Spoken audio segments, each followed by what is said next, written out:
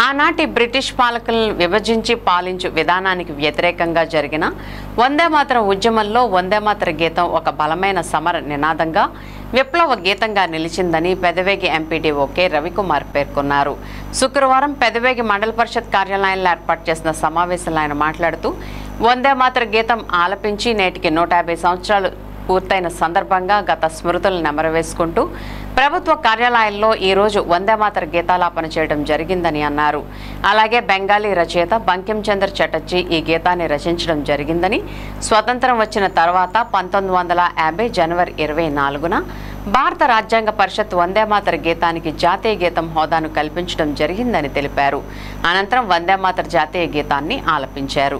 ఈ కార్యక్రమంలో గ్రామ సర్పంచ్ తాత శ్రీరామ్మూర్తి, సొసైటీ అధ్యక్షులు తాత సత్యనారాయణ, కార్యదర్శి ప్రసాద్, వీరవల్లి సత్యనారాయణ తదితరులు పాల్గొన్నారు.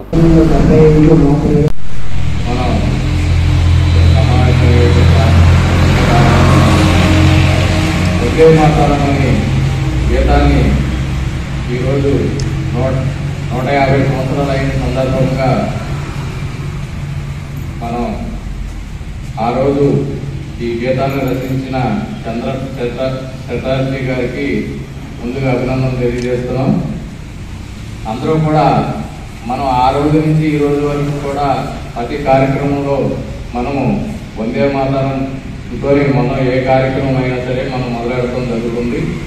మరి ఈరోజు 1875 సంవత్సరం నవంబర్ 7వ తారీఖున ఈ కార్యక్రమం ఈ గీతాన్ని ఆరంభించడం జరిగింది.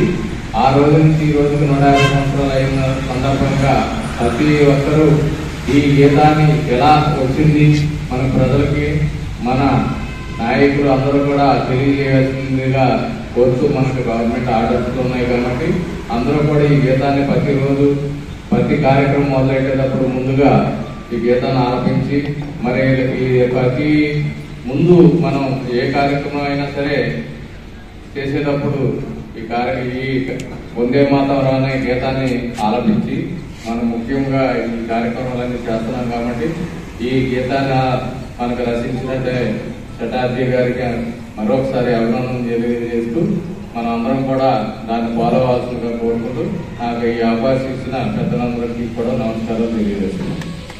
అంటే మన స్వాతంత్రం గురించి భాగంగా ఈ పాటను ఆలోచించాలని ఉద్దేశంతో దీన్ని రచించడం జరిగింది. దీని ఎఫెక్ట్ ఎలా వచ్చిందంటే బ్రిటిష్ వాళ్ళు మొత్తం విప్లవం మొత్తం మన స్వాతంత్రోద్యమం కోసం చేసినటువంటి భారతీయ చేసినటువంటి విప్లవం యాక్చువల్గా వాళ్ళు గడగడలాడించే పరిస్థితి వచ్చింది. దీనికి భయపడే పరిస్థితి. వందే మాతర గీతం దేశంలో ప్రజలందరికీ వాళ్ళ యొక్క స్వాతంత్రోద్యమం కోసం దేశభక్తిని కల్పించడంలో ముఖ్య పాత్ర పోషించింది ఆ గీతం.